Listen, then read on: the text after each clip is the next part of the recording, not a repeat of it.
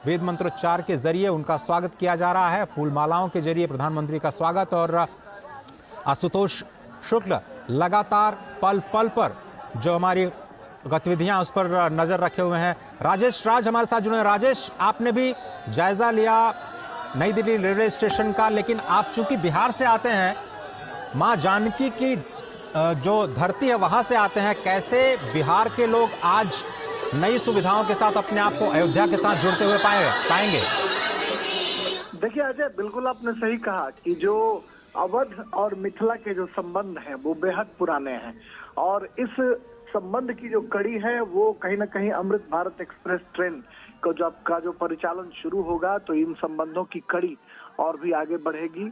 और हम सब लोग जानते हैं कि अवध भगवान श्री राम की जन्मभूमि है और मिथिला उनका ससुराल है। माता जानकी की जो जन्मभूमि है वो सीतामढ़ी है।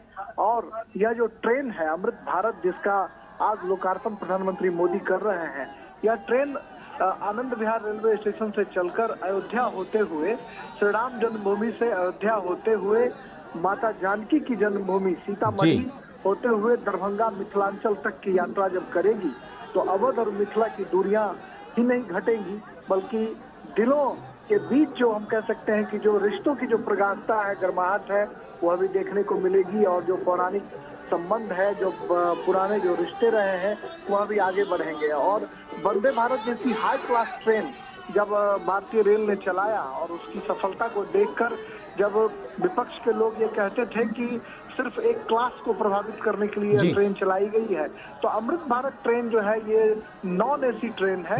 और यह जो सामान्य लोग हैं उनके सपनों पर खड़ा उतरने की कोशिश जो है वो भारतीय बिल्कुल सही कहा आपने। और बिल्कुल सही कहा आपने राजेश। चूंकि मिथिला के रस से बहुत सारे लोग अनभिज्ञ हैं, जानते नहीं है कि मिथिला का रस कैसे आपको प्रेम में सराबोर कर देता है। इसलिए जब ये सुविधाएं बढ़ेंगी तो माँ जानकी की धरती, जैसा कि आप कह रहे हैं, सीतामढ़ी और दरभंगा से होती हुई जो अमृत ट्रेन चलेगी। और इस वक्त आप देख रहे हैं राम कथा पार्क, जो कि बिल्कुल पास में है लता मंगेशकर चौक के, वहां पर प्रधानमंत्री का काफिला पहुंच चुका है। ये स्तंभ जो देख रहे हैं वो नए भारत के नए विकास स्तंभ हैं।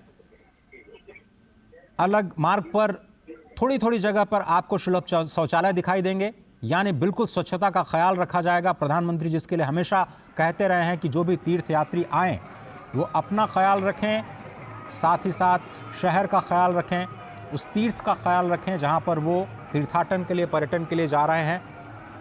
ये जो स्तंभ है अभी उसकी खूबसूरत आभा आप शाम को देखिएगा, जब यहाँ पर ज़बरदस्त लाइटिंग होती है तो इन स्तंभ के जरिए कैसे एक विकास का द्वार आपको दिखता है। ये बिल्कुल लता मंगेशकर चौक पर इस वक्त प्रधानमंत्री का काफिला पहुंच चुका है। बहुत ही खूबसूरत तस्वीरें, अनेक संगीत और वाद्य यंत्र के साथ सैकड़ों लोग इस वक्त लता मंगेशकर चौक के पास प्रधानमंत्री नरेंद्र मोदी का अभिवादन करते हुए। उत्सुकता लोगों को जरूर थी, लेकिन उत्सुकता थी 22 जनवरी की। आज के दिन का अंदाज शायद किसी को भी नहीं रहा होगा कि प्रधानमंत्री 22 जनवरी से पहले आज 30 दिसंबर को भी, यानी 2023 खत्म होते होते एक बार अयोध्या का दौरा करेंगे। साथ ही साथ अयोध्या को कई हजारों करोड़ रुपए की परियोजनाओं की सौगात भी देंगे। बहुत सारी परियोजनाएं पिछले 2 साल 3 साल से जो नए अयोध्या का मास्टर प्लान है उसके तहत चल रही थी, उसमें आज 2 बड़ी परियोजनाएं राष्ट्र को समर्पित की जा रही हैं, जिसमें कि अयोध्या धाम रेलवे स्टेशन और महर्षि वाल्मीकि इंटरनेशनल एयरपोर्ट। ये जो 2 परियोजनाएं हैं, एक परियोजना दुनिया को कनेक्ट करेगी भगवान राम के धाम से, तो दूसरी परियोजना देश के विभिन्न हिस्सों को भगवान राम के धाम से कनेक्ट करेगी। आशुतोष, क्या आप मेरे साथ बने हुए हैं? नमस्कार आशुतोष, क्या आप मेरे साथ हैं? बिल्कुल अजय, मैं आपके साथ हूँ। और इस वक्त प्रधानमंत्री का काफिला धीरे धीरे अयोध्या में प्रवेश कर रहा है और अयोध्या में जो धर्म पक्ष से ये काफिला राम पक्ष की ओर मुड़ेगा। राम पक्ष से हनुमानगढ़ी की ओर जो रास्ता जाता है वो भक्ति पथ कहलाता है, लेकिन भक्ति पथ आज प्रधानमंत्री नहीं जाएंगे। आज राम पथ होते हुए वो नवनिर्मित रेलवे स्टेशन का उद्घाटन करने के लिए जाएंगे, जहां पर अयोध्या से और देश और दुनिया की कनेक्टिविटी के लिए तमाम सारी ट्रेनों को जो है हरी झंडी दिखाएंगे। इसके साथ ही नवनिर्मित अयोध्या रेलवे स्टेशन का उद्घाटन करेंगे।